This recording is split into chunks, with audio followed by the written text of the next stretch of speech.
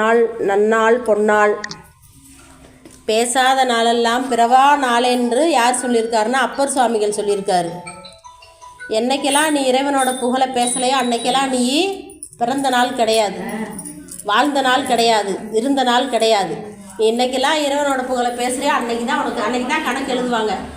இப்போ நம்ம உதாரணமாக ஒரு 80 ஆண்டுகள் வாழ்கிறாங்கன்னு வைங்க, 40 ஆண்டுகள் தூங்கியே கழிச்சிருவாங்க. 24 மணி நேரத்தில் தூங்கிறது பாதி நாள் போயிடும். அப்போ 40 ஆண்டுகள் அதில் போயிடும் வாழ்நாளில். அப்புறம் மிச்சம் இருக்க 40 ஆண்டுகளில் கல்வி, திருமணம், குழந்தைய வளர்க்குறது, பொருள் தேடுறது, இப்படி நம்ம போயிடும். இறைவனை நம்ம வணங்குறதுன்னு பார்த்திங்கன்னா அதில் நம்ம 80 ஆண்டுகளில் ஓராண்டு கூட வராது, அவ்வளவு நம்ம கம்மியாக தான் இருக்கும். ஆனால் இப்போ நம்ம வந்திருக்கோன்னா இதுவே மிகப்பெரிய ஒரு புண்ணியம்.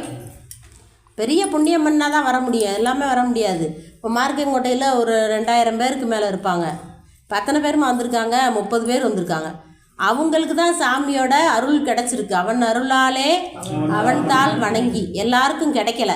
அப்போ ஏன் கிடைக்கல அப்படின்னா வினை கழிஞ்சாதான் அவங்க வருவாங்க. சிவத்துக்கிட்ட வரணும்னா சாதாரணமாக வர முடியாது, வினை கழிஞ்சாதான் வருவாங்க. அந்தளவுக்கு நமக்கு பெரிய வாய்ப்பு. இந்த மார்க்கயன்கோட்டையில் ஒரு 30 பேருக்கு நாள் கிடச்சிருக்குன்னா நம்ம பெரிய புண்ணியம் பண்ணியிருக்கோம். கோயில் இருக்குது, நமக்கு போய் தொண்டு செய்கிறாங்க எல்லாரும், கூட்டுறது, கழுவுறது, சாமிக்கு தொண்டு எல்லாம். இந்த லட்சுமி அம்மா பாவம் அப்போ இருந்து ரொம்ப கஷ்டம்னா பொருளாதாரத்தில் கஷ்டம்னாலும் பரவாயில்ல, வாழ்க்கையில் ரொம்ப துன்பம். அதையெல்லாம் தாண்டி கடந்து பெரிய வைராக்கியமானவங்க. அதே மாதிரி தான் அந்த பிள்ளையும் இப்படியெல்லாம் வைராக்கியமாக தான் வாழணும், வேறு வழியே கிடையாது, வேறு என்ன செய்ய முடியும். அப்படி வைராக்கியமாக வாழ்ந்து அவங்கெல்லாம் இப்போ ஓரளவுக்கு சாமியோட அருள் கிடச்சிருக்கு. அதுதான் நமக்கு இப்படி வைராக்கியமாக இருக்க போய் தான் அவங்க இப்போ இந்த நிலைமைக்கு வந்திருக்காங்க. இப்போ ஒரு வீட்டில் ஒருத்தரை குடி வச்சுருக்காங்க, அவங்க காலி பண்ணோடனே இப்போ திருவாசகம் முற்றோதல் வைக்கணும் அப்படிங்கிற சிந்தனை வருதுல்ல, அதுவே ஒரு மாற்றம் தானே அவங்களுக்கு. காலி பண்ணோம், சரி நம்ம விளையாடிச்சுட்டு நம்ம குடியிருப்போம் அப்படின்னு நினைக்கல, ஒரு முற்றோதல் வைக்கணும்.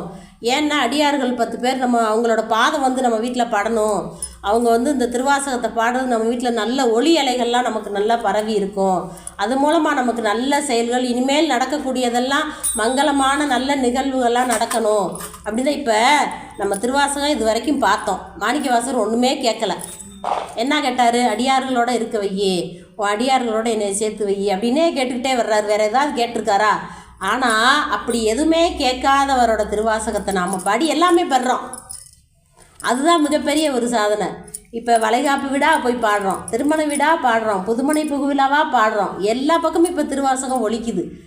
அந்தளவுக்கு அருள் கிடைக்கிது. அதனால தான் வைக்கிறாங்க மக்கள் எல்லாம். அந்த வகையில் இன்றைக்கி நம்ம மனோகரன், லட்சுமி அம்மா, மணிமேகலை, மாதவன் அவர்களோட இல்லத்தில் பாடுறதுக்கான வாய்ப்பை நமக்கு எல்லாம் வல்ல அபிராமி அம்மையோட நிறைய விக்ரம பாண்டீஸ்வரர் கொடுத்துருக்காரு இந்த பிரதோஷ நல்ல நாளில். அதனால் அவங்களுக்கும் கலந்துக்கிட்ட அடியார்களுக்கும் மற்றும் மார்க்கயன்கோட்டை ஊருக்கு, உலகத்துக்கு, எல்லா நாடுகளுக்குமே இல்லைன்னா நம்ம பொதுவான விண்ணப்பம் வைக்கணும். சிறப்பு விண்ணப்பமாக இவங்களுக்கு நம்ம வச்சாலும் பொது விண்ணப்பமாக வைக்கணும். ஏன்னா நம்ம என்ன சொல்கிறோம், வான்முகில் வளாது பெய்க, மலிவளம் சுரக்க, மன்னன் கோல்முறை அரசு செய்க, என்னென்ன சொல்லியிருக்காங்க. மன்னன் செங்கோல் தவறாமல் ஆட்சி பண்ணணும், உலக மக்கள்லாம் நல்லா இருக்கணும் அப்படின்னு தான் பொது விண்ணப்பம் வச்சுருக்காங்க நம்ம பெரியவங்க. அந்த வகையில் எல்லாம் இந்த ஊர், நாடு, மக்கள், இந்த இல்லத்தார் அத்தனை பேருக்கும் எல்லாம் உள்ள பெருமான் எல்லா நலன்களும் எல்லா வளங்களும் அருள்மாறு விண்ணப்பம் வைத்து கொண்டு அடுத்து இவங்களாம் பிரதோஷ காலத்துக்கு போகணும் வழிபாட்டுக்கு. நம்ம அச்சோப்பதிகத்தை பாடி நம்ம நிறைவு செய்வோம். அச்சோப்பதிகம் தில்லையில் அருளியது முத்தி வழி அனுபவ வழி அறியாமை. Maria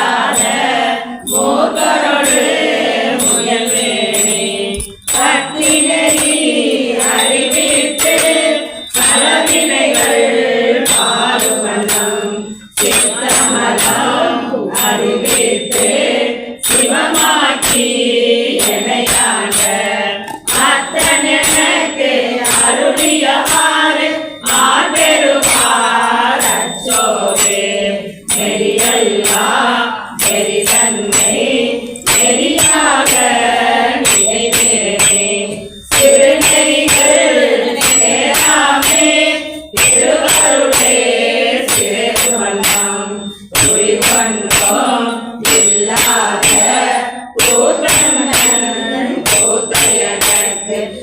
அறியுமனம் அருளியவாறு ஆற்றெழுவார் அச்சோவே எல்லாம் மெய்யென்று உணர்ந்துரையார் போகத்தே அணியலுத கடமேனை மாறாமே காத்தருளே ஐயரிடம் சொன்னதினார் நண்பரே சேருமனம் ஐயனக்கு அருளியவாறு ஆற்றிருப்பார் அச்சோவே மன்மதனில் பிறந்தெய்து மாண்டுவிட கடவேனே என்னமெனா அன்பருளி என்னை ஆண்டிட்டு இன்னையுடன் சொன்னவை நீர் அறிவித்து சொல்கிறீர்கள் சேருமனம் மன்னனுக்கு அருளியவாறு ஆற்றிருப்பார் அச்சோவே சமுதாய அடிமடவார் கடைக்கண்ணால் இடத்தற்கு எங்காய துயர்கூட நிற்பேனும் அருள்பெற்றே உயிர்ப்பேனான் உடையானே அடியேனே பரிசையற்று அஞ்சேன்று அருளியவாறு ஆற்றிருப்பார் அச்சோவே என்றுமிடம் உலகிழக்கி மெய்யென்று நினைத்திருத்தி ஒன்று குடல் தோல்வளையார் புவிமுறை மேலே அந்த மறுத்து நினையாண்டு பரிசரையன் துரிசு மறுத்து அந்தனக்கு அருளியவாறு ஆற்றிருப்பார் அச்சோவே ஐயரா ஐயரிலே ஆழ்ந்துவில கடவேனே ஐயரே கொடுப்போன்று ஆசமெனும் ஆடுருகி ஐயரே காட்டுவிட்டு ஓங்காரத்து உட்பொருளே ஐயனக்கு அருளியவாறு ஆற்றிருப்பார் அச்சோவே காமாவில் பிறகண்ணம் கடன்குடித்து கருமாறி காதலிக்கு அணிநிலையா கலகிலே பிடுங்கேனே மாபெரு போர் உடையவிரான் கண்களே சேருமனம் ஆதியனக்கு அருளியவாறு ஆற்றிருப்பார் அச்சோவே செம்மையனம் அறியாத சிலரோடு சிறுவேனே உண்மையனம் அறிவித்து முதலாய முதல்வன்தான் நம்மையும் போர் பொருளாகி நாய்கிரிகளை ஏற்றுவித்த அம்மையனக்கு அருளியவாறு ஆற்றிருப்பார் அச்சோவே நம்மையும் போர் பொருளாகி நாய்கிரிகளை ஏற்றுவித்த அம்மையனக்கு அருளியவாறு ஆற்றிருப்பார்